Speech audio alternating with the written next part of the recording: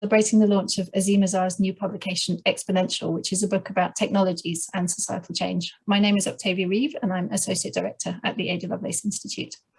Many of you will know Azeem as a writer, technology analyst, entrepreneur, and creator of the Exponential View newsletter. We're fortunate at the Ada Lovelace Institute to know him as a founding member of our advisory board, where his acumen and insight have been hugely valuable to our development. Azeem will be in conversation tonight with Financial Times innovation editor John Thornhill, who is also a fount of knowledge about the benefits and harms of contemporary technologies and a fellow Ada board member. So I will let them get going in a moment, but first I'm just going to do some quick housekeeping. So as usual in Zoom world, you in the audience won't be audible or visible, but you can make comments using the chat, and please do ask questions using the Q&A, which John will take in at appropriate moments in the conversation. There's a transcriber doing live subtitling of the event, and you can access those by clicking the CC closed caption button at the bottom of your screen. And if you do want to tweet along, please do so using @AdaLovelaceInst. And finally, we're recording this session and it will be available on our website next week. So that's the entree. John and Azeem, over to you for the main course. Wonderful. Well, thank you very much, Octavia. And it's an enormous pleasure to be here this evening with you all and to be interviewing Azeem about his book. I've had the pleasure of reading it. It's an incredibly well-researched and well-written, insightful book, and I urge you all to read it. So I think there's enormous kind of benefits and insights that you can derive on many of the biggest issues of the day.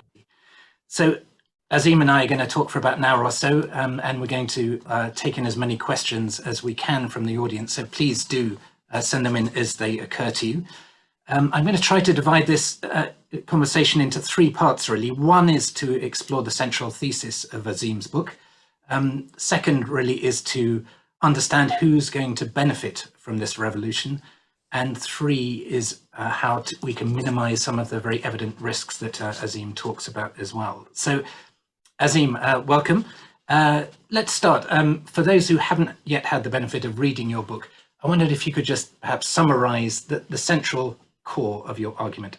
Yeah, well, thank you so much, John, and thanks to the Ada Lovelace Institute for putting this together. And it is really exciting. I'm having to do a few of these, but this is one that I've promised I will be on my best behavior for. For those of you who don't know John, it's very well worth following him on Twitter and looking at the selection of things that he writes about every week in the FT. That the heartland of the book is an argument that we are entering a moment of radical technology change, of a time where technologies are accelerating, getting faster at a pace that we can feel over the years rather than over the centuries. And that pace of accelerating change creates potentials that upset and destabilize the institutions and the rules and the norms that we normally use to manage our societies and our everyday lives. And that gap I call the exponential gap. The technologies are improving exponentially. Our institutions are not yet moving as quickly as we might hope. And the exponential gap is a useful analytical tool to look at why we see seemingly so much fractiousness around the world, often pinning back to companies built on these tremendous technologies. And then, of course, like any good author of a mainstream book, I come up with some suggestions of principles we might use to tackle that gap. So in a nutshell, faster technologies, challenging the way we do things, we're not adapting quickly enough. Here's what we should do to tackle it. And what are the main technologies that you're focusing on? Which do you think we ought to be focusing all of our attention on? I mean, I identify four families of technologies, from ones that we are very familiar with to ones that are slightly less familiar, that paint a picture of what this future exponential world would look like. We've entered the exponential age. And those technologies are the ones that derive from the silicon chip, so the smartphone being a great example of that, the technologies of computing, the ancillary technologies that build off that, for example, AI, which Ada is interested in, but also some other areas. The second domain is the domain of biology, which has been the realm of a very different way of thinking, but in the last 20 years has found itself in a space where some of the key things that we do in the biology realm are improving at exponential rates. At the other end of the scale is the domain of energy, as we transition off fossil fuels into renewables, whether it's solar power or wind power, and the battery storage we need. We see an exponential change, the decline in prices of these technologies. And the final area is in the area of manufacturing and ultimately new technologies that are getting cheaper and cheaper and provide us with a new way of building finished products. But each of those domains are so large that my contention is that the intersection of all of them marks a shift from a modern industrial age into something that I call the exponential age. Okay, now I'd like to explore a bit about what makes this revolution unique. And I think it's the kind of conceit of every generation, right, 2 centuries at least, to say, we live in unprecedented times. The technology is transforming our world. And a few years ago, I had the pleasure to interview Robert Gordon, this brilliant American economic historian who wrote a wonderful book called The Rise and Fall of American Growth. His argument is that in the late 19th century and the early 20th century, we really did experience a massive technological revolution, which transformed the world. If you were born in 1880, and you lived till the age of 70, then you would have seen the development of human flight, you'd have seen the mass adoption of electricity, you'd have seen the combustion engine, you'd have seen penicillin. You would have also lived through 2 world wars and a Great Depression. And the average life expectancy in the 19th century was about 35 years. 20th century, it was 70. So it was a phenomenal period of change. And so when he looked forward from 1950 for the next 70 years up until our current day, there is nothing like the comparable transformation that we've seen. So when I interviewed him, I mean, he tends to be very dismissive of most of the new technologies that are coming along. Yeah. He saw that my job title was innovation editor. He said, well, you must tell me if you find any. So channeling my inner Robert Gordon, why are these technologies so significant? They might be changing and developing very fast, but are any of them going to be comparable in their impact to electricity, say? I mean, his book is brilliant, and I can recommend that people read it after they've ordered mine and I mean, hopefully read it as well. I start the book talking about Golders Green and Cricklewood, which are 2 parts of northwest London, and I live in between both of them. And they really do mirror what Gordon says. In 1895, my house stood in farmland, and by 1925, it had been built. I mean, we've added a little extension to it, and the roads were laid out as they were. And there had been this revolution that turned London from something that would have been unrecognizable to us, which was a late Victorian industrial London with farms in basically the center of town, to something that we recognize today. And one of the most helpful analyses around this is that making of the 20th century was driven by 3 really important industrial general purpose technologies: the car, the telephone, and electricity. And what those did, independent technologies that had been in development since the 1860s and 1870s, was they created the potential for a new economic order and a new way of life. We saw the Model T Ford is perhaps emblematic of all of that. Created in 1908, resulting in a new employment bargain of higher wages, new management systems, strengthening the welfare nets that Bismarck had started in the 1880s. So by the 1930s, they looked similar to what we have today. The introduction of auto-regulation, the regulation of cars, and the development of the suburbs, and potentially most importantly, the weekend. So you can see that period of time, I mean, I think less penicillin, more from an economist perspective, these general purpose technologies was absolutely tremendous. And it set the tempo for the next 100 years. So in 2009, the world's largest companies had all been founded off those technologies. ExxonMobil, ConocoPhillips, Chevron, General Motors, Ford, General Electric, AT&T, all founded between the 1870s and 1900s, and all based on 100-year technologies.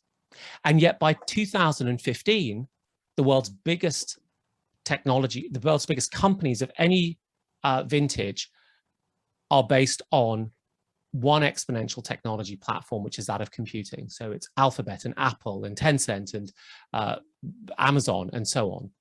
And so, of course, there is an argument that I make in the book, which was that those three technologies transformed the 19th to the 20th century. And my argument now is that this new set of technologies, starting with computing, will create and is starting to create a transformation in our social order and our political economy. And we have early evidence by the fact that the economy is starting to be dominated at the top by companies built on new technology platforms rather than the old ones. Okay, I spoke to Kevin Scott, the Chief Technology Officer of Microsoft the other day. He would absolutely buy into your main thesis. And he compares this kind of software revolution to a cognitive revolution, which he thinks will be comparable to the Industrial Revolution. Is that right? Is that a useful way of looking at it? Do you think that his argument is that in the Industrial Revolution, we automated muscle and now we're automating brain? Is that helpful? I'm not sure how helpful it is. I think that one of the things that we have to contend with is that the introduction of new technologies has always changed the power balance. And the way we therefore talk about that introduction has real impact on real world structures and real world policies. And so the simplistic notion of automation has this ripple effect. So I tend to think less in terms of automating cognitive power than I think in terms of what happens when the cost of core technologies declines really, really rapidly. And what does that then mean for the potentials? And John, if I may, I'll just give you two examples to sort of sign that off. The core element of a computer, a traditional computer, is a transistor.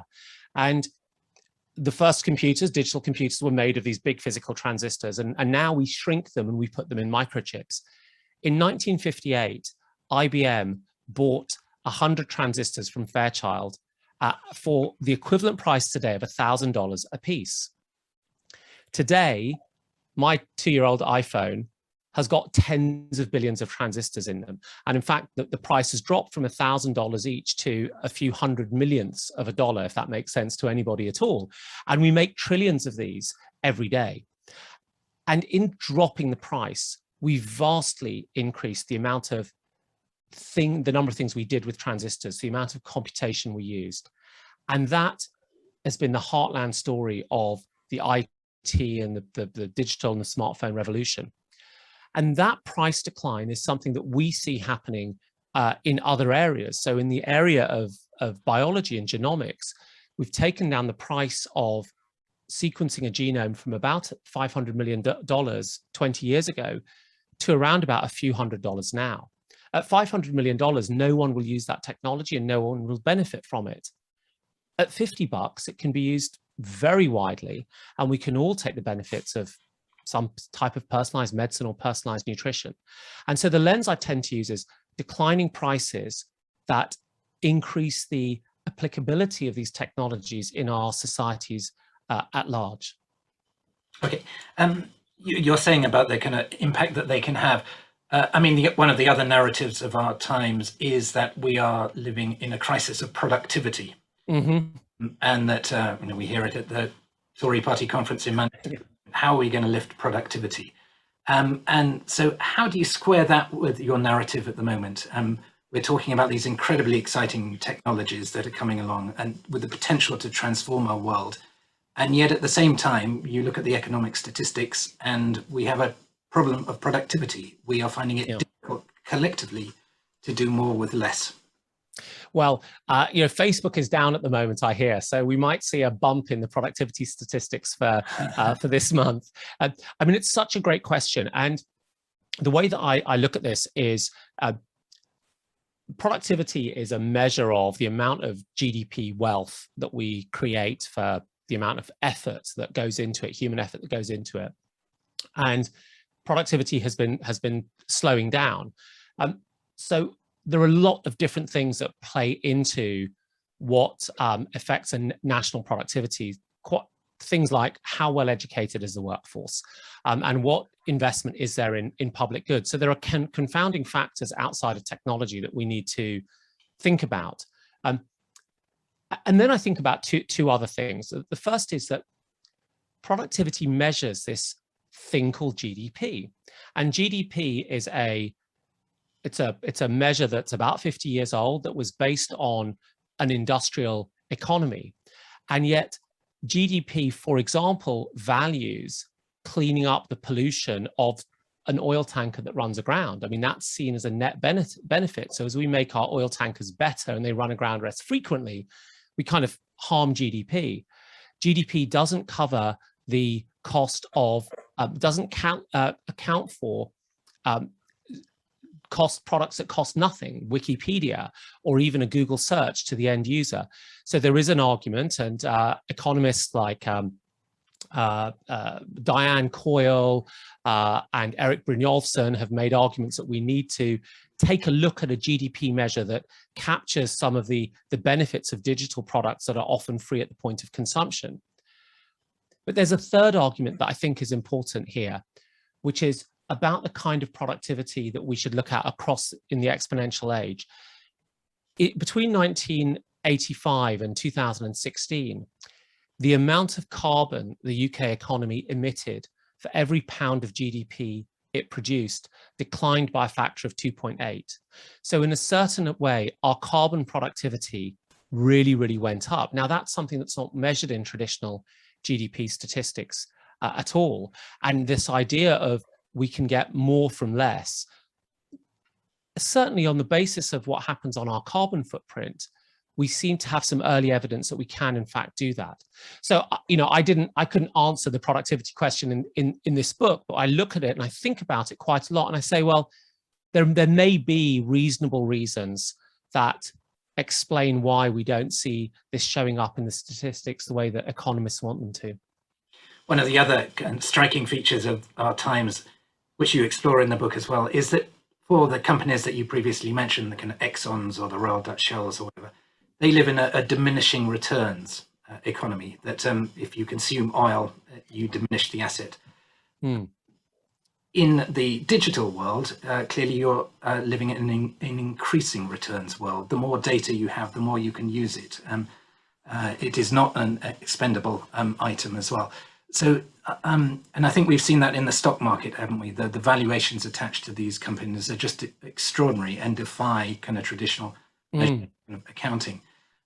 Is that right, do you think? Are we living in an increasing returns world? And what does that mean for the way we think about the economy? Well, I think there are large sectors of the economy now that are in this increasing returns world, and that it's really palpable, and it's palpable because of this idea of network effects. So when you and I were young snappers of the whip, companies were these sort of linear companies. Stuff came in, you processed them, and processed whatever came in, you turned it into a product and you sold it for a profit. And now increasingly what we see are companies that coordinate people across a network, whether it's Tinder for dating or Goat for selling high-end secondhand trainers.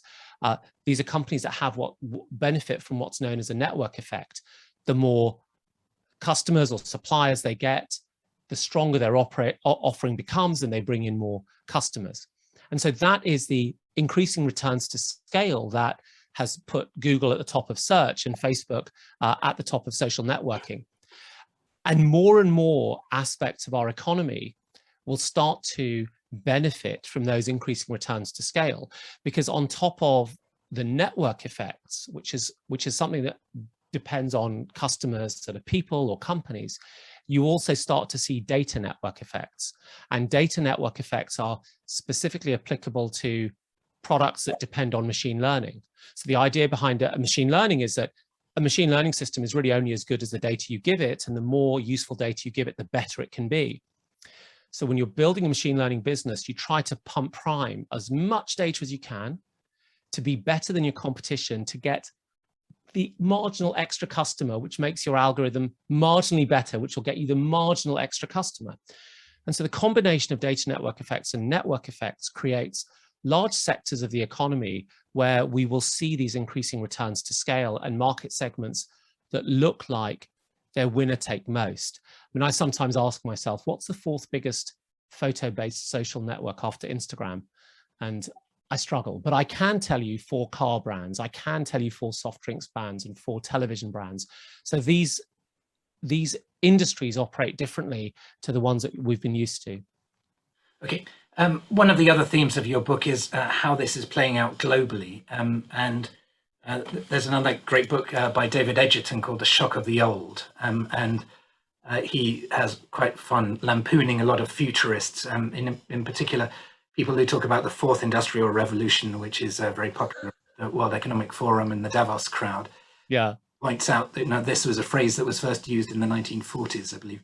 And his argument that although we obsess about these leading edge technologies, most people are still living in the industrial revolutions, the first 3 industrial revolutions. The most significant technologies for them are kind of corrugated iron, or to put on their shacks, or the contraceptive pill, which changes the whole nature of social life. How is this playing out globally, do you think? Is this a first world problem, or is this going to come to everyone on the planet sooner or later? Well, I love Edgerton as well, and that's a brilliant book. So what I can say is that you and I probably can't recommend books to each other on this basis. We seem to have an overlap.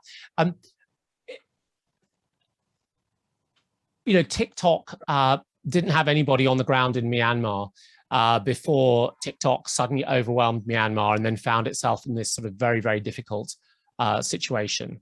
Facebook was similar and had been 2 years earlier on. And we are starting to see the dramatic growth of gig working platforms in India and in Nigeria and in Indonesia. What's different, I think, this time round is that the prices of these technologies have come down so far that they've actually enabled entrepreneurs and businesses to deliver these products and services in a way that the 1980s products and services weren't ever. So I myself never use the phrase, the 4th Industrial Revolution. I think it presents a continuity to the past. It's the reason I use the exponential age. And I was very circumspect about whether I should make a claim like that. And I felt the evidence was there. But if you look at what's happening in poorer countries, you have the world's cheapest data packages for mobile data are not in the US or Finland or Britain, they're in India. You're starting to see an incredible growth of technology unicorns, for want of a better categorization, in Vietnam and Indonesia and India again. So there is a sense that these technologies are growing in many, many markets in perhaps a way that traditional industrial economies didn't. And it's not a trickle down, it's a bubbling up. And quite often the local instantiation of these technologies is very different to the ones that we have in other localities like the United States or the UK. I want to focus a bit on who benefits from this technological revolution that you're talking about. What are the big problems that we're going to be able to solve as a result of all this exponential growth in computing power and exponential technologies? Are we going to be able to solve climate change, do you think? How far are we going to go in improving healthcare? DeepMind are even promising to come up with perfect weather reports now. So I saw that, yeah. No, I think the technologies can do remarkable things if applied with the right degree of sensitivity and the right governance. And so it's really important that we shape the priorities, we being as many people who can participate as possible, the kind of work that Ada does. And through that, I think we have tools that, if applied sensibly, we can get to much better outcomes. So now I sound like some kind of theoretician there, and I want to make it really practical, which is that I don't think there is an easy way of tackling the decarbonization problem without some of these technologies. In order to suck carbon out of the atmosphere, we will need to develop frontier technologies. In order to decarbonize the electrical grid, we'll need more solar power, and we'll need more batteries, and we'll need platforms and marketplaces that aggregate battery capacity to create virtual power plants. There's a British entrepreneur called Simon Daniel. He's done this amazing thing. He goes out and says, look, and he's done this in Japan, if you've got an electric vehicle, your car battery has enough power to power the average home for 7 days, and you'll only use a tiny amount of it every week. So can we please borrow a little bit of your power to provide electrical power at night when the sun's not shining?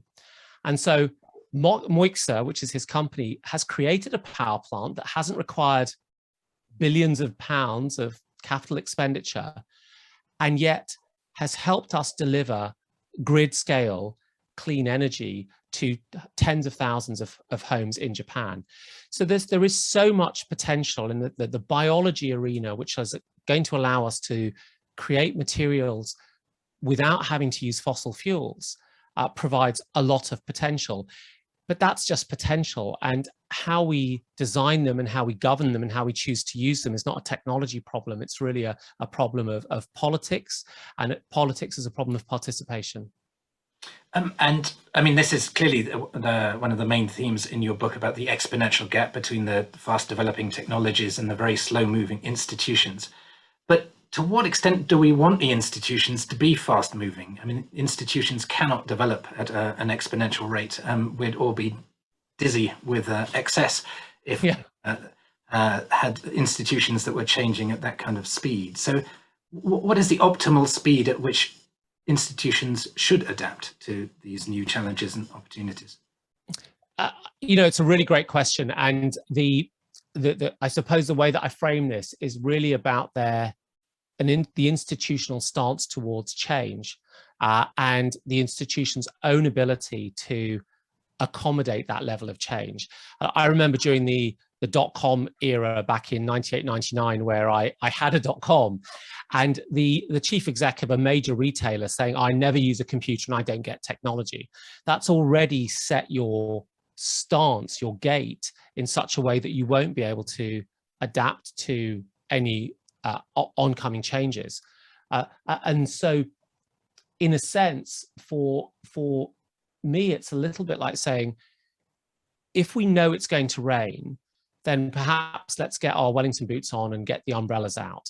And so institutionally, that means, how should we foster experimentation? How should we learn by doing the way the technologists learn by doing?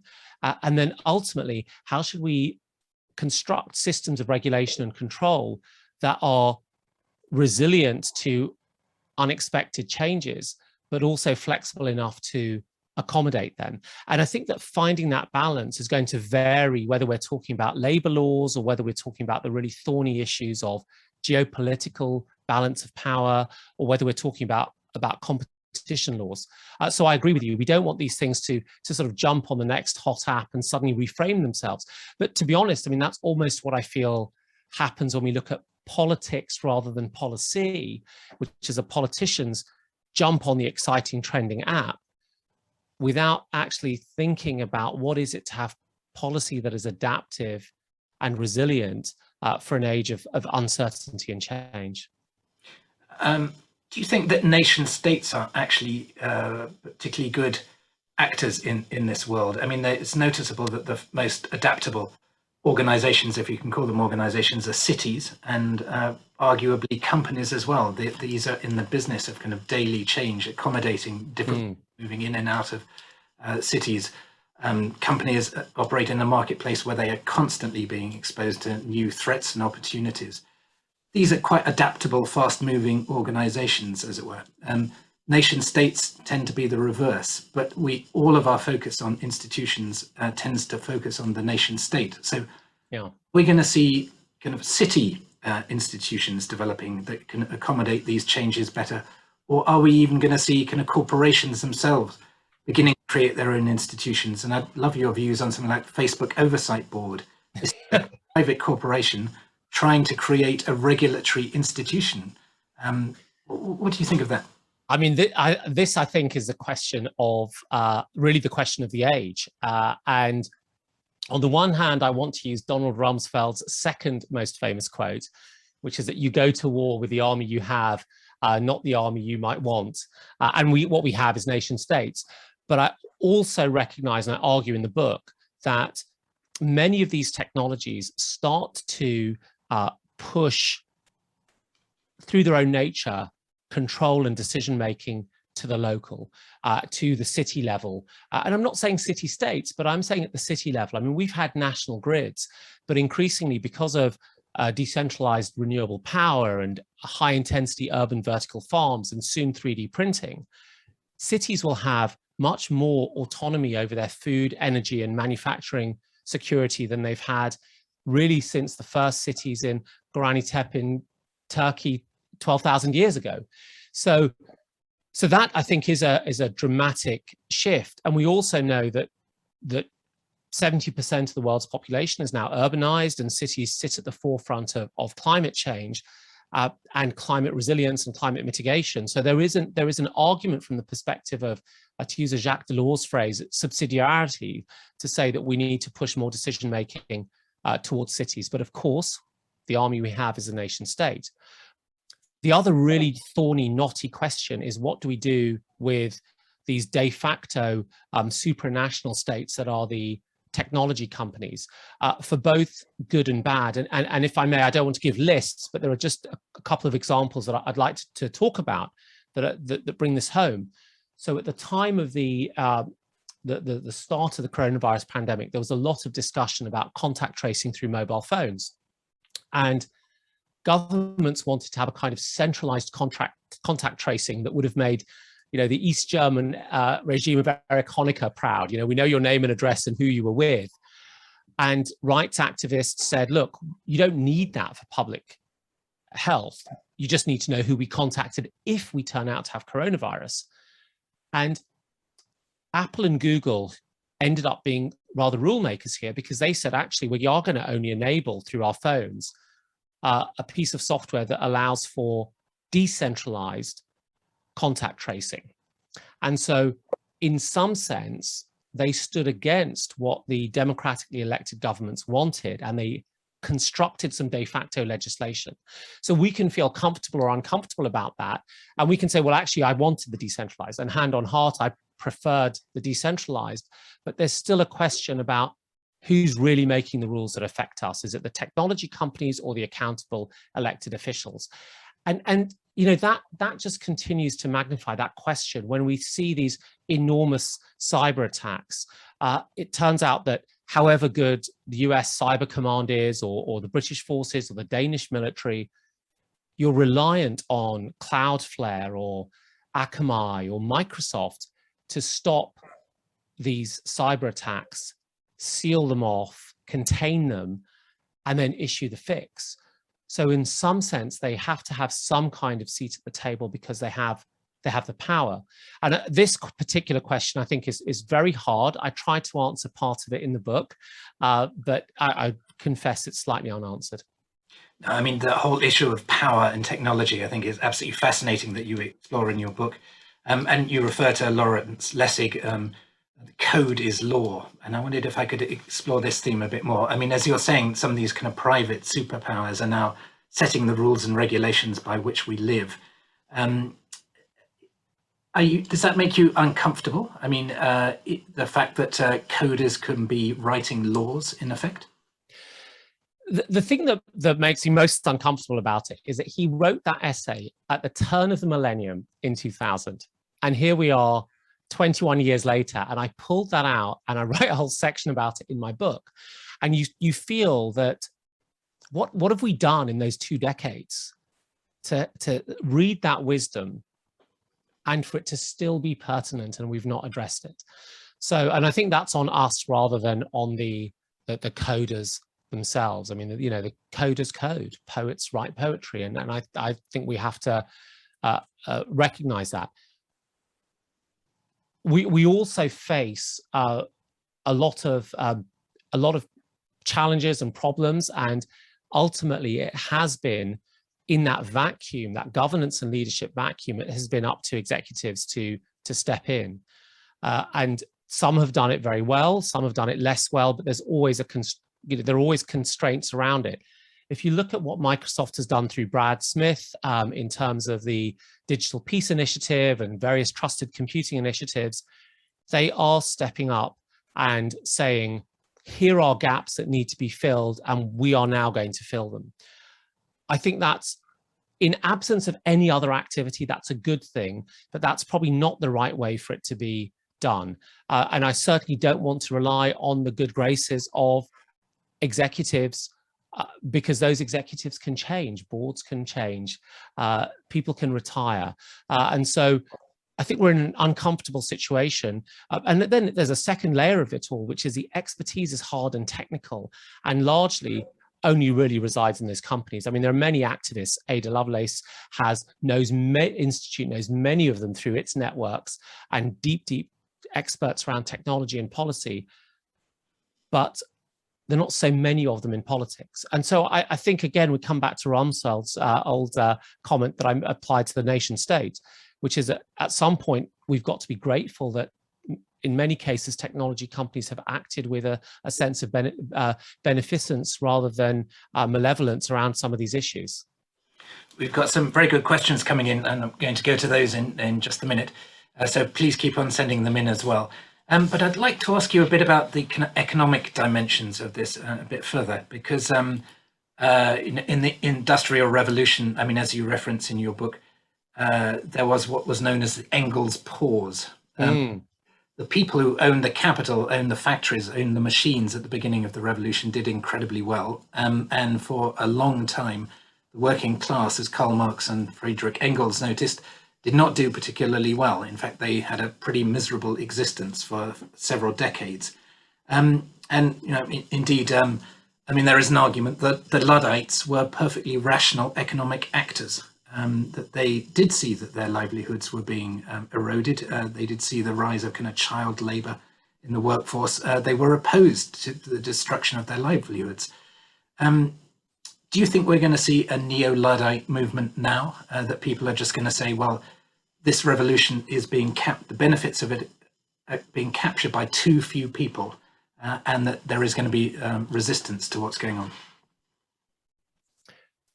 Well, I think we've started to see aspects of a rejection and a resistance towards the way in which the benefits have been captured, whether it is people who work in the tech industry refusing to shop at Amazon, and I certainly found that with my book, that numbers of my friends said, well, I'm going to walk down to the local bookstore and get it because I no longer shop at Amazon.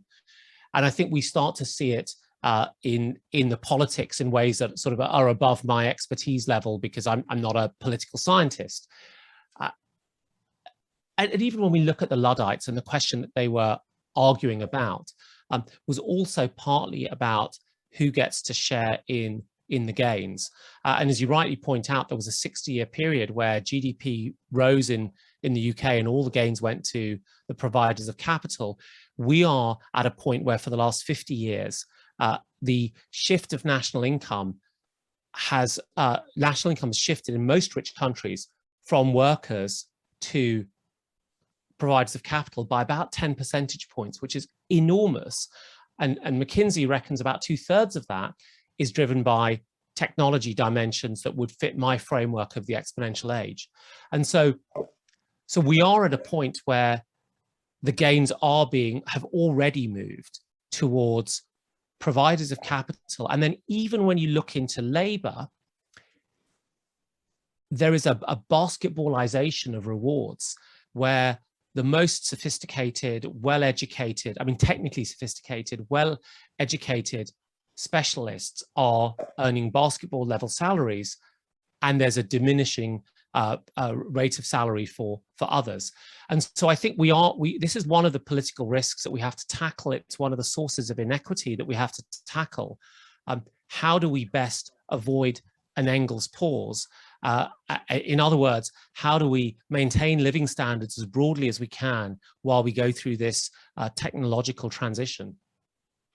There's a good question that has come in about this kind of codification of law issue, which is different parts of the world are dealing with this in different ways. And how does the geopolitics play into this? That clearly the way that the Chinese are developing their technology system is very different from the way that is happening in the US or Europe.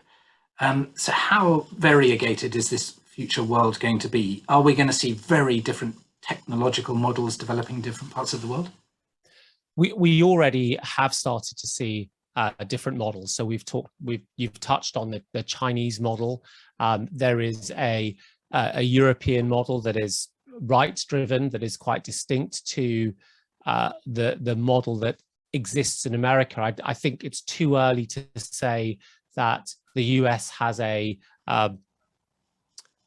consistent view about the model that it wants, rather than the model that it has emerged over the last 30 years.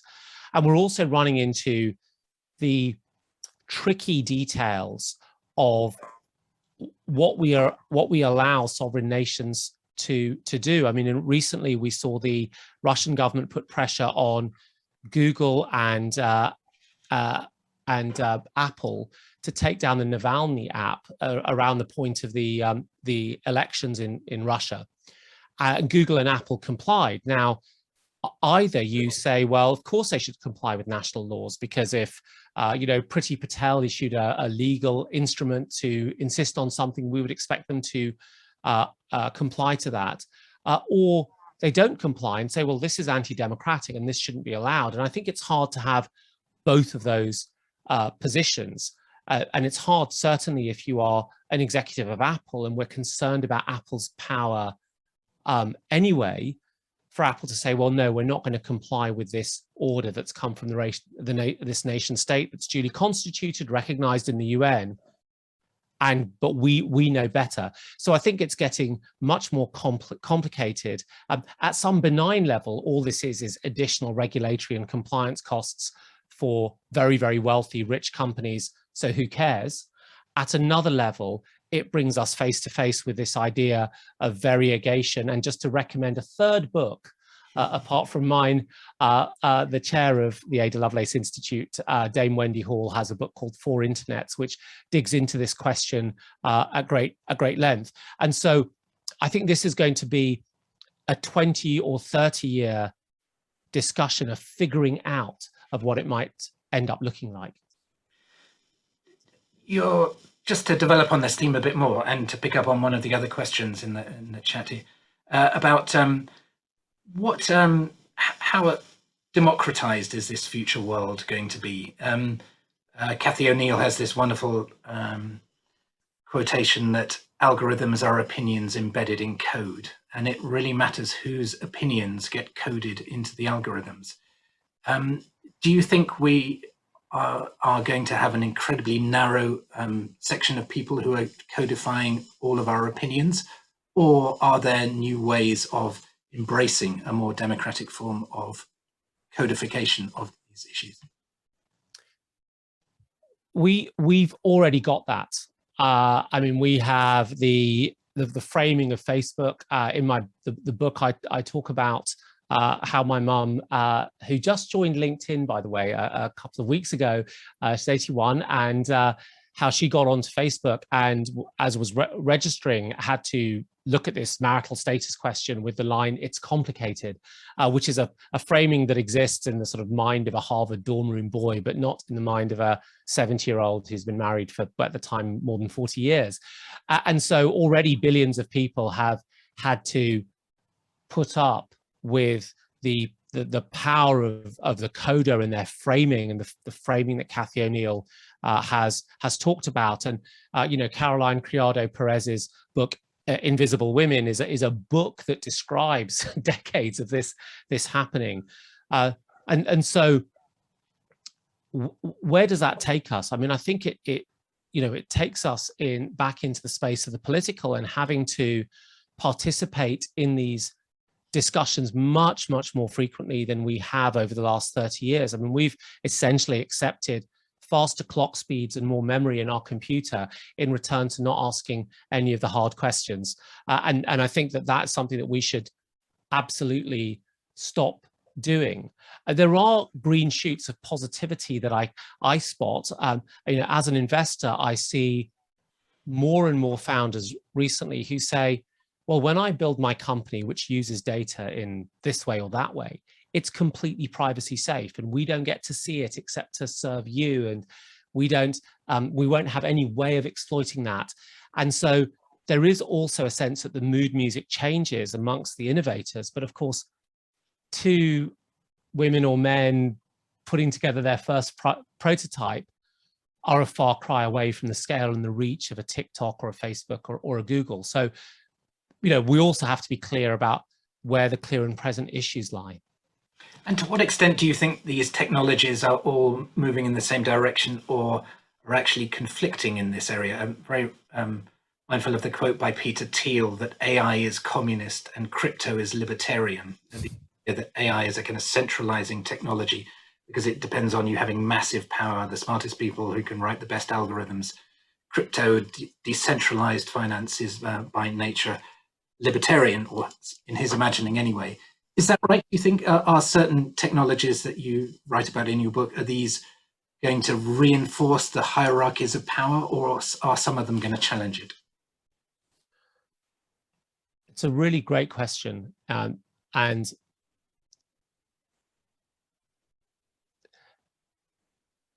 there's a story. I think it's an Aesop fable about the frog and the scorpion. The scorpion and the frog are at a riverbank, and they want to cross the river. I don't know why they want to cross the river. They do want to, and the frog offers the scorpion a lift and says, "Listen, I will take you across. I'm a kind-hearted frog. Promise not to sting me on the other side." And halfway across the river, the scorpion stings the frog, and the frog knows it's going to die, and they're both going to drown. And it says to the scorpion, "Why did you do this? Now we will both die." And the scorpion says, "Well, it's in my nature. I couldn't help it." And so let's not put our faith in any particular protocol, structure, cryptographic schema to be immune to the allure of the accretion of power and the use of that power for personal ends. I mean, yes, perhaps crypto is a little bit more resistant than some other technology, but that allure that the scorpion faces just to sting the back of the frog carrying it to safety will always exist. So that's no reason to sit back and wait. Right, I'd like to move on to the kind of third part of the discussion, as it were, and what we can do about all this. I mean, I think you've brilliantly described the kind of possibilities of all these technologies, and you flagged some of the risks. And I'd like to get on to how we can best maximize the benefits of this and minimize those risks. I was at a book event the other day with an author who said the standard way of writing a book is that you write 9 chapters of problems and then you come up with all the solutions in chapter 10. I actually counted yours, and you have 8 chapters, and then you have the chapter of solutions in chapter 9. So you're ahead of everyone else, Azeem. Yeah. Well, I did try to put solutions at the back of every one of the other 8 chapters. To be fair, John. So, yeah. You weave them throughout. But tell us more about this. I'm fascinated by a lot of the kind of examples and the kind of suggestions that you have for how we can improve where we are from now, and how we can close this exponential gap. And the exponential gap is a useful analytical tool, but the specific solutions are different by sort of sector by sector or area by area. I identify 3 values that we can use to help design systems for this febrile and sort of exciting world. One of them is the idea of commonality, the idea that we should think about collective approaches and collective responses to problems. The second is the idea of flexibility, which is that at moments of rapid change, you need to be able to respond. And the third is the idea of resilience, but as a design value. And the rationale there again is that at moments of shock and change, you need to have some sense of not rigidity, but being able to absorb the impact. And I draw those values as a contrast towards many of the driving imprimaturs of the last 50 years, which have really been about growth and efficiency, that have fundamentally been the heartbeat of the economy for the last 5 decades. But how does that play out? And I'll just bring out 2 examples. So on the idea of commonality, there's one that's highly relevant to the work that Ada does, which is, can we start to find assets in this new exponential age, such as data, that can be put in common platforms rather than platforms exclusively for private exploitation? And so, for example, the idea that we might all share our genomic and medical data in a data trust that could be used as a public good rather than as a reservoir for private exploitation would be one. A second would be in the area of how we tackle the exponential gap in labor markets. And there, the idea of a commonality would be to find collectivist mechanisms that allow individual workers to come together and to bargain as a group for better terms. I mean, that has been the strategy that's worked for the last 150 years. We used to call them trade unions, but perhaps trade unions is the wrong phrase. But they certainly, that idea of the collectivizing impulse, I think, is one of the surest ways to avoid the Engels pause. So there are some principles. Yes, pardon me, go ahead. No, go finish off the point. Oh no, I finished actually. I was trying to find a nice way to wrap it up, but we can move on. Yeah. Well, we have a question that picks up on exactly this point, which is, where are these conversations going to take place? How are we going to evolve solutions to this? And the question casts some doubt on the kind of fact that a lot of our politicians are kind of adequate to dealing with this. And I mean, if I may extrapolate in this question, but I mean, we have a shopping trolley of a prime minister who changes his mind seemingly every other day and doesn't seem to understand the agreements to which he originally negotiated and signed. So how are these discussions going to evolve? Are they going to come through the traditional kind of political mechanisms, or do you think they happen more at a kind of grassroots, decentralized, collectivized way? Well, I mean, that's a real question about how we affect change. And I think that there's part of this is about storytelling and having totems. One of the strengths of Milton Friedman, who took the Chicago School of Economics and made it something incredibly alluring, and then it drove the neoliberal consensus and the bonfire of regulations, was he was just a great storyteller. And if we look at what's happened in climate change, and I think historians will look back on the impact of Greta Thunberg's ability to motivate people to affect change. So how change occurs, I think, is a really complex picture. Certainly, I think we need storytellers and we need champions, and whether those storytellers end up being people like AOC in the US, I can't think of anyone who's sort of compelling in the same way in the UK. And then partly it's going to be about that grassroots effort, the kind of efforts the Ada Lovelace Institute gets involved in. Hopefully my book will create conversations around the potentials of the technology and why we need to have political participation in order to affect these technologies in a direction that's helpful. But I don't think it's simple and straightforward. And I think what you see is that even as the cacophony of criticism of the large technology companies increased in 2019 and 2020, and about their scale, as I read in the Financial Times, they had a bumper year of acquiring smaller companies and spent more than $263 billion in doing so. So we have to kind of continue these conversations, and we have to have them. I know that may feel, inadequate, but in a way, what I try to do in the book is to give a sense of how we got here and a sense of what the underlying processes are to equip people to ask the right questions and hopefully to energize them enough to continue those conversations over dinner and whatever forums they can manage. You were talking about the role of storytellers. One other, I think, is Mariana Mazzucato, who tells a very different narrative to the traditional kind of Silicon Valley. All innovation comes out of the West Coast of America. And then the argument is that the entrepreneurial state can also take advantage of these technologies as well. We saw it in this country with the government digital service, development of the BBC and that kind of iPlayer and so on. There are examples of where the public sector can take the initiative. I mean, is this going to be part of the exponential revolution, do you think? Are smart governments going to be leading in some areas of, whether it's in the healthcare, the National Health Service gets what's going on? We have an NHS AI lab, which is developing ideas in this. How hopeful are you that the public sector can be part of this story as well as the private sector?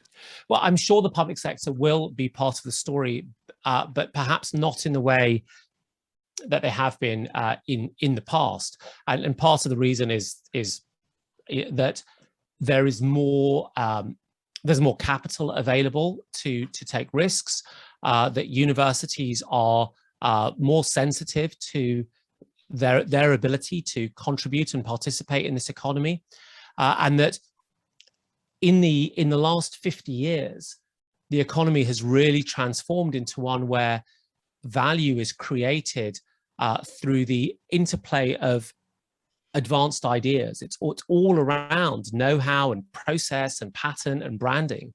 And that funding those types of efforts, which are high risk efforts, is something that a traditional bank won't do, and nor is it something that politicians are well set up to do, because we're still beating up Barack Obama for the failure of one company, Solyndra, 10 years ago, even more so than his tan suit. And so we're going to need this ongoing innovation. And so the question is, how can the public sector participate? And I think they can do so in a number of ways. They can certainly set a sort of consistent leadership about the things that are important, rather than picking winners, picking the types of problems that need to be addressed.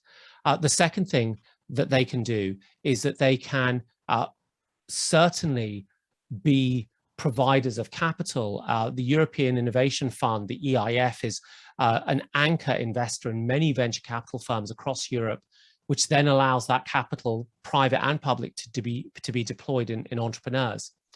And the third thing that public policy can do is it can tackle the issue that most technologies are really expensive when they're new and only get cheaper not with scale, but with learning. And that learning comes with selling more of the expensive widgets. And so I think there's a social welfare that can be released if governments come in and buy expensive technologies that can get cheaper through learning, so that the rest of us can buy them cheaply. And when we look at solar power, there's a perfect example of that, because solar power is super cheap now because the Germans, under the pressure of the Greens in their sort of coalition system, subsidized solar power, domestic solar power in the 90s, which allowed Chinese manufacturers to get in the market and fundamentally drive up the volumes and learn how to make solar panels much more efficiently. And that's why solar power now is cheaper than bringing on stream a new gas power station. So there are those three ways, I think, that the public sector can play an important role. That's very interesting. And just picking up on that and developing that theme a bit more, I mean, Mariana also talks about the ability of governments to shape markets in the way that you're talking about as well. That even if they're not doing it for themselves, governments can have a very big influence, as you've seen in the adoption of EVs or whatever, in shaping the kind of context of a market. And one of the ideas I found in your book, which is fascinating, and I'd love to hear you expand a bit more on it, is this concept of interoperability, which is a bit of a mouthful to say. It is terrible. Explain it incredibly lucidly. So tell us about that. How is that going to change the rules of the game? The source of power for companies in the exponential age is not holding on to all the oil or gold. It's a network effect, and it's the fact that once they have enough of the users or enough of the data, it's really hard for us to go anywhere else. And so if we think that any entity having too much power in a society is unhelpful, and mostly we agree on that, that's why we have the balance of power and checks and balances and so on, then what we need to do is tackle the source of that power. And interoperability tackles network effects. It means that at a certain scale, I mandate that anyone can access that network. And I'll tell you, a small example. Back in the 20s, in the early 2000s, when SMS text messaging was a thing, the networks didn't interoperate. So if I was on Vodafone and you were on what was then called Cellnet, we couldn't send text messages to each other. And the networks prevented that because they thought it helped them. It prevented switching, and it would attract your friends to your network and my friends to my network. And eventually, by about 2001, they started to interoperate. So anyone could send SMSs to anyone else. And the market exploded. And they unleashed profits for them until it was replaced by WhatsApp, and benefits for us. And so when we look at these networks businesses, and we know that they're going to get to a scale at some point that will be problematic, saying to them, as part of your license to operate, you need to be interoperable, which means that, like ad absurdum, I could be on LinkedIn and access all of my Instagram friends. So I'm of that age where LinkedIn is my network. I'm on LinkedIn and I can access all of my friends on Instagram, and they can access everything I do on LinkedIn. Starts to break the problem of monopoly network effects.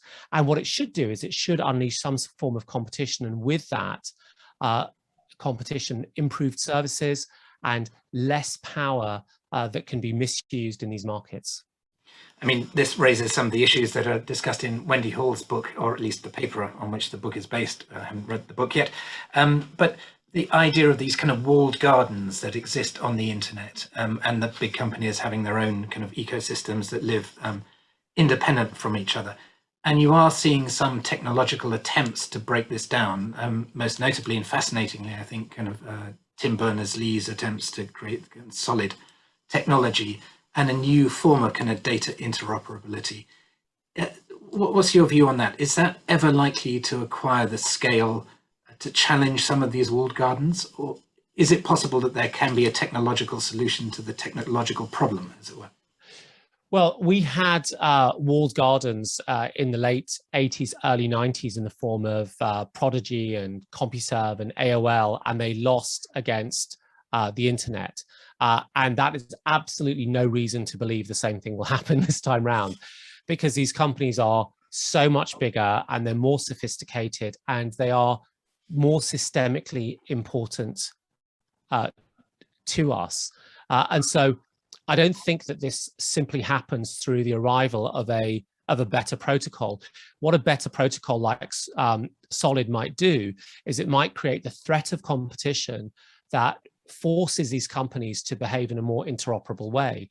I think the constant public gaze on them, the idea that in some sense they're embedding some kind of economic risk because there is a threat of aggressive regulation, will also start to keep them in check. So there is a balance, there is a battle between the reality of a technological alternative and the threat of that alternative that might encourage better behavior.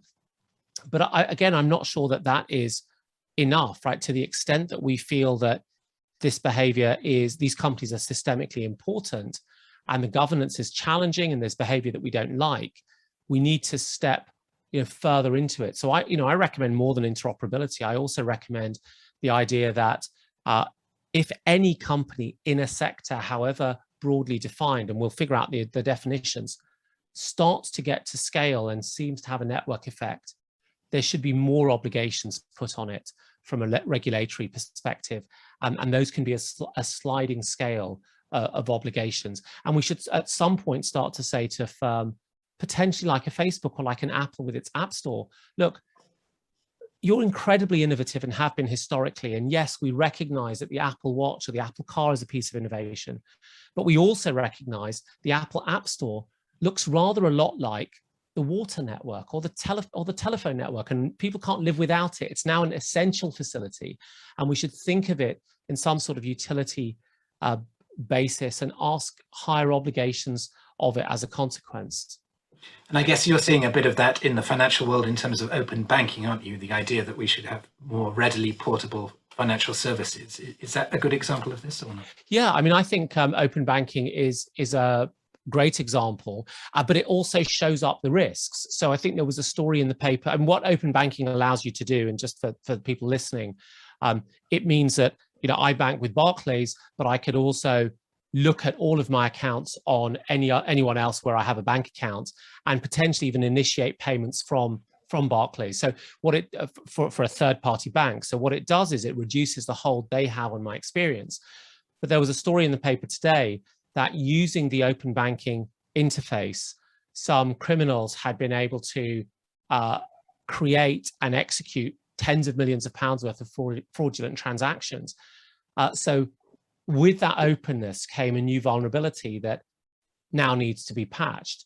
But the question is, what are we trading off here? You know, what are the embedded losses that we face because we have these gigantic networks controlling our public debate, or controlling our app stores, or controlling our access to information? And, you know, which of those harms are we not measuring, even though they might manifestly be there? You have to be very careful how you answer this question, Azeem, because it concerns the role of the media. So how important is the media, including both traditional and emerging, in shaping and promoting some of the narratives that you're talking about, particularly when it comes to AI?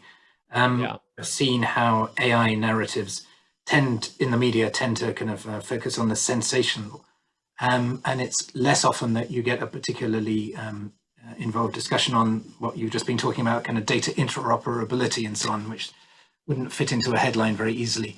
So is the media problematic in this respect, that it dumbs down the debates that you really think society ought to be having?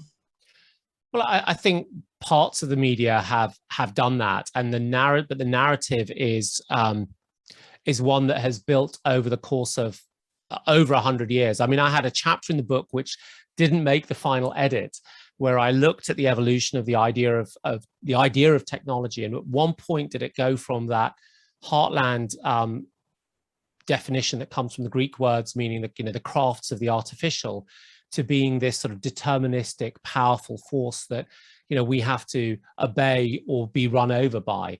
And that's been 100+ year journey, and we have a lot of language that has embedded that belief. And Mariana Mazzucato tackles this in a number of her books and her discussions, where she critiques this idea that the entrepreneur sort of shows up ready-made, and in fact, there's an entire infrastructure behind them. So I think the narratives have not necessarily been particularly helpful. The narratives about the robot job apocalypse, about Terminator robots, about brain boxes and boffins who can achieve things that other people can't achieve, isn't helpful. But just, you know, I'm not trying to flatter you, John, but I have on this screen a list of your recent headlines. And the point is that there are people who are writing about this in a way that is moderate, that is critical, that is not sort of extremist clickbait. You're one of them. We obviously need many more. I obviously get a lot more readership if I write sensationalist headlines. That's true, sadly. But one area that clearly there has been quite a lot of sensationalism about, and I'd love to hear your views on it, is, should we worry about artificial general intelligence? Should we worry about the superintelligence, the idea that AI is going to get so good in the foreseeable future that it's going to surpass human intelligence in almost every domain? I'm really glad that there are a small number of academics who are thinking hard about this vanishingly small risk, and are trying to figure out ways in which we could observe the growth of that risk and what kind of mechanisms we could use to mitigate it. But the key word is small number of academics. There are so many more present problems for us to contend with and present opportunities. And the present problems are manifesting themselves with what will in 10 years look like really mundane technologies. The things that you describe, Cathy O'Neill having referred to, the things that you and I have dealt with regularly at the, with the Ada Lovelace Institute. I mean, there are clear and present issues that don't rely on artificial general intelligence or artificial superintelligence, and there are clear and present issues that will be could be addressed by the application of today's or perhaps tomorrow's technologies. And I'd like us to spend more of our time there and less of our time in the sensationalist space. I have an example in the book where I look at radiologists. So one of the most remarkable academics in artificial intelligence spoke at an event in 2016 where he said, look, don't have your kids shouldn't become radiologists because deep learning is going to eliminate that profession.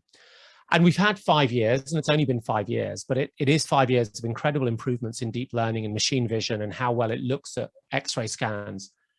And in that time, the number of radiologists in America has actually increased alongside a dramatic, perhaps unpredictable improvement in how well computers can read X-ray scans. And the shortage of radiologists has also increased in America. And so these things are often slightly unpredictable. So I'm glad people are looking at existential risks, and so they should. It should be small numbers of people, but there's also tomorrow's work and the next month's work and the next year's work that we have to get on with. You mentioned the whole automation debate and the kind of or jobs being destroyed, which is rather ironic at the moment when we can't find anyone to drive HGVs or pluck chickens in this country. So, I mean, do you think this automation debate is going to reverse and that we're actually going to start welcoming robots to do a lot of these jobs? We did start to see that happening in Eastern Europe a couple of years ago, where because of European migration, there's a very small number of younger people. And you, of course, wherever there are these demographic twists, you see that happening, including in, Japan is a good example.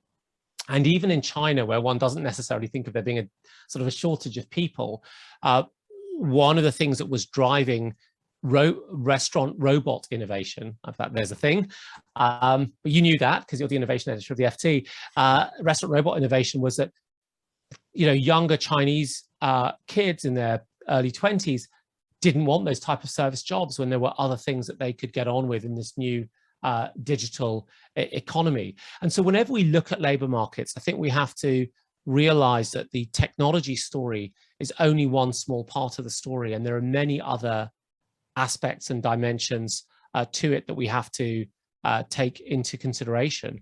And if we are at a point where we're running short of the right kind of skills, that would then create an option for an alternative, whether it is 3-month visas or whether it is self-driving trucks. You were talking about the kind of skills in the economy, and one other area I'd like to come on to is just the people with a relevant expertise. And I saw this astonishing statistic, which I haven't checked out, so please don't cite gospel truth, but that Google employed more AI researchers than the top 15 US universities. I probably read it in the Exponential View newsletter, so it must be right. But there is the concentration of expertise in the private sector is just colossal now. Yeah.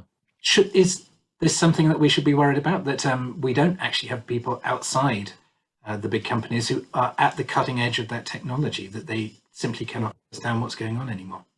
Well, I mean, I think there's a really good adage that one can take, or rule of thumb, which is, except when you're looking at your children, an excess of concentration is always a bad thing. And so, yes, the concentration of AI researchers in Google or anywhere else is definitely a problem. There, I write in the book about the kind of brain drain that we have seen to these companies, and also what then happens to the nature and the quality of the research that they produce. And what tends to happen, and Google is a complex beast, and it has DeepMind doing amazing work under Demis's stewardship, but what tends to happen is that there is a narrowing and a tremendous exploitation of approaches that work very, very well, because that's what companies in general are good at doing. And so you figure out that transformer networks, which we use for these sort of text tasks, work well, and you can make money from them, and you just throw your researchers at every variation of a transformer network and how you optimize it.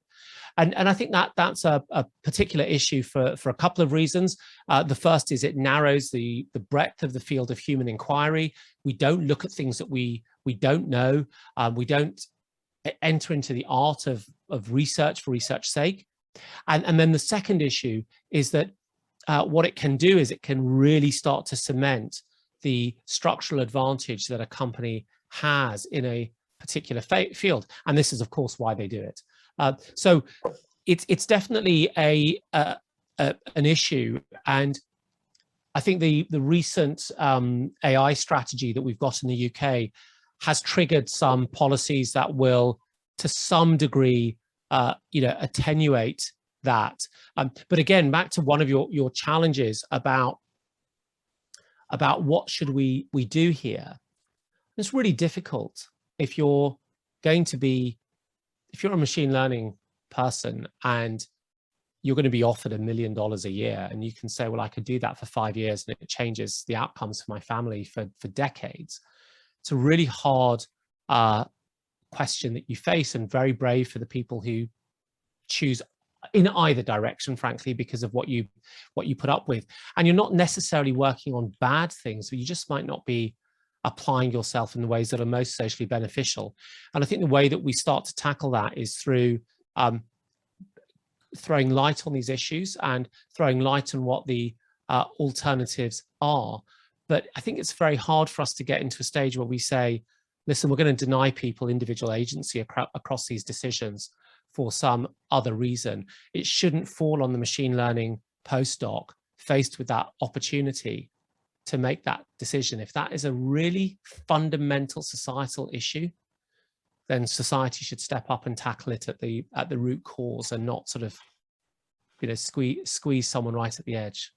I do find it fascinating talking to a lot of kind of ML specialists, how some of them are now leaving the big companies and the Googles and the Amazons and so on, because they don't think that a lot of the big challenges in the world have market solutions, that they are absolutely convinced about the power of the technologies that you describe in your book, but they don't think that this monetization machine that is plugged to the back of these technologies is necessarily the best way of solving a lot of these issues, particularly, say, in the environmental area. Is that right, do you think?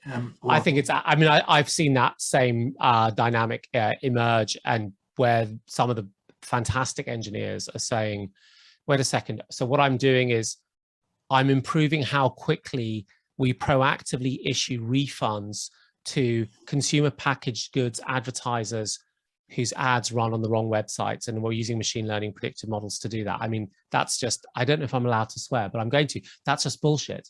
And they feel that. And so there is, again, in this complexity of the labor market, there is this push and pull around where people end up going. And that's one of the things that we can do as just common or garden members of society, which is we can create a sense of appeal, a sense of importance around tackling these other questions.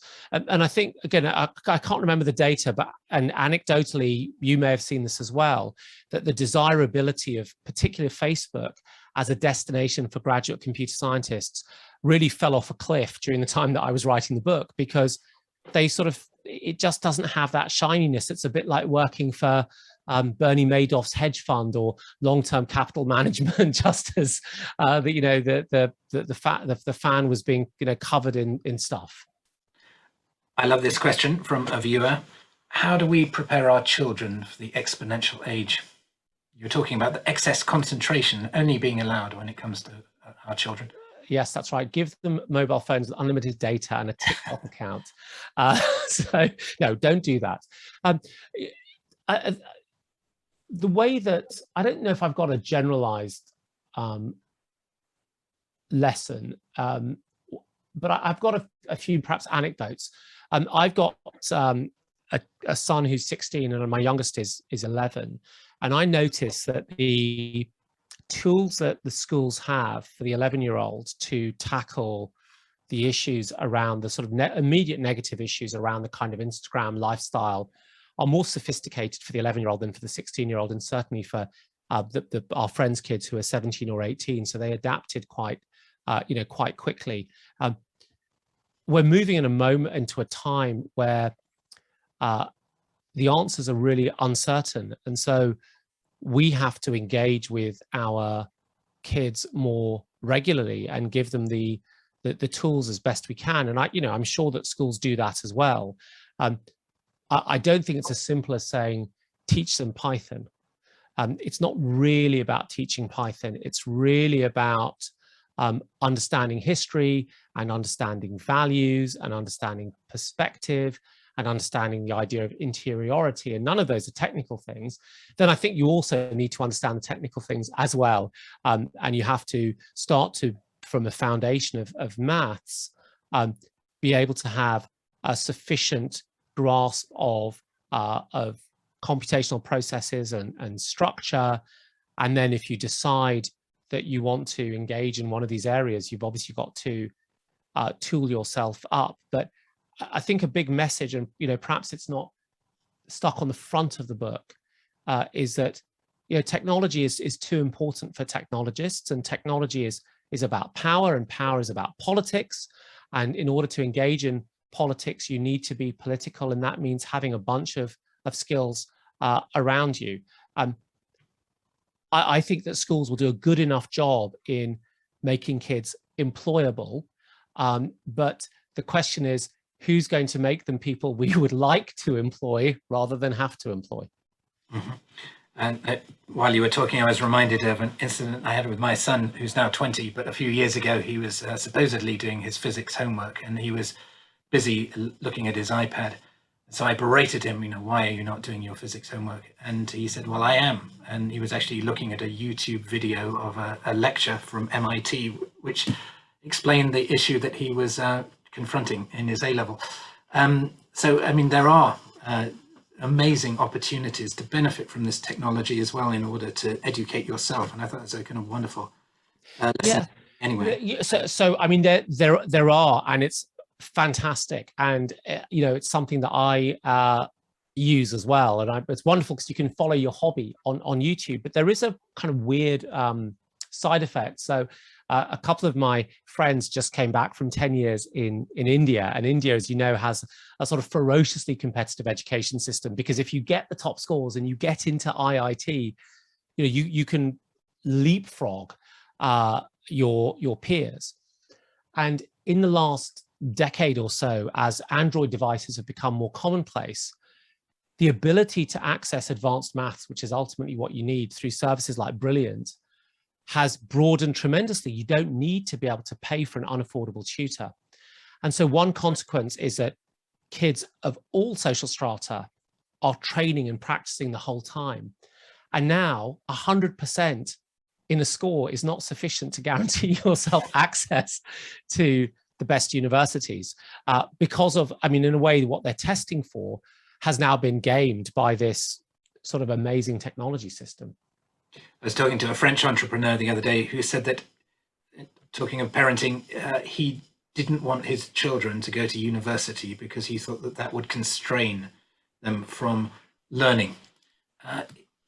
Does that resonate with you at all? Do you think formal education in certainly the university system is not the right way to learn? Well, it's getting progressively more expensive. So I think that there's a question about the trade-off between the affordability. But if you took that out, I think what you end up getting through that academy, both in terms of peer learning and in terms of what the academics teach you, is really, really tremendous. And one of the great pleasures of researching and writing my book over the last 2.5 or 3 years was that I could spend time reading academic papers, and I found references from a decade ago or 20 years ago or 8 years ago that were incredibly pertinent to questions that I was asking today. And of course, the media doesn't necessarily pick those ideas up and present them for the reasons of clickbait and the theoretical salience. But I got this new appreciation, a renewed appreciation for the work that happens in the academy. And so on that simple question of should people go to university or not? I would say that if you didn't, it shouldn't be because university teaches you the wrong things. I think it creates an incredible environment in academics working pretty hard, but perhaps there are other factors that matter. Okay, we are almost out of time. So I have a final question for you, which comes, I wrote an article a while back about GPT-3. I spent quite a lot of time kind of playing around with this language generation model, which is great fun and also slightly chilling in its ability to kind of write text in the style of Emily Dickinson or Ernest Hemingway, or you can now write code as well. It's really quite an unnerving experience to interact with GPT-3 technology. I wrote this article and I got an email from a very distinguished economist and former politician who said we should just stop this, that the precautionary principle should apply to so many of the cutting edge technologies that you're talking about, Azeem. Mm-hmm. That do we really understand where we're going with gene editing? Do we understand where we're going with kind of leading edge AI? And in particular, the interplay of all these technologies that we're talking about, which could develop in ways that we just have no understanding of. Is that right? At what point do you think we ought to hit the stop button?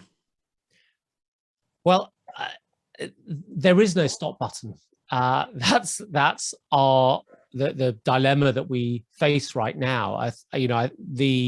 What drives these technologies forward is human ingenuity. It's a very natural human desire to look at problems or see things as problems and try to fix them and try to build things that make life easier or use less resources or achieve some end state. And that, I think what has happened over the last 100 years is that, first of all, we've been persuaded largely that technology is not a naturally human response. It is, in fact, something that only certain special people, increasingly only in the West Coast of America, can do. And the second thing is that that technology is handed down like a lightning bolt from Zeus, and we just have to accept it when it arrives. And I think what I would say is, first of all, there isn't a stop button, but we are all technologists, and that we can, through our acts of engagement, which the foundation of which is understanding these technologies better and participating more, shape the nature of that lightning bolt, shape where it comes, how it lands, and what we do with it. So we can direct the technologies. They are not thrown down at us in some deterministic fashion that we can't accept. But unfortunately, I don't think there's a stop button. Wonderful. Well, thank you so much, Azeem, for a fascinating discussion. As I said at the beginning, I would urge you all to read his book. I read a lot of tech books, and this is certainly one of the best and most thought-provoking. So thank you, Azeem. And I think your final message that we are all technologists and we have some agency in shaping the future world is a very important one to take away from this. So thank you very much to the Ada Lovelace Institute for setting this conversation up. I hope you've enjoyed it. Thank you again, Azeem. Thank you so much, John.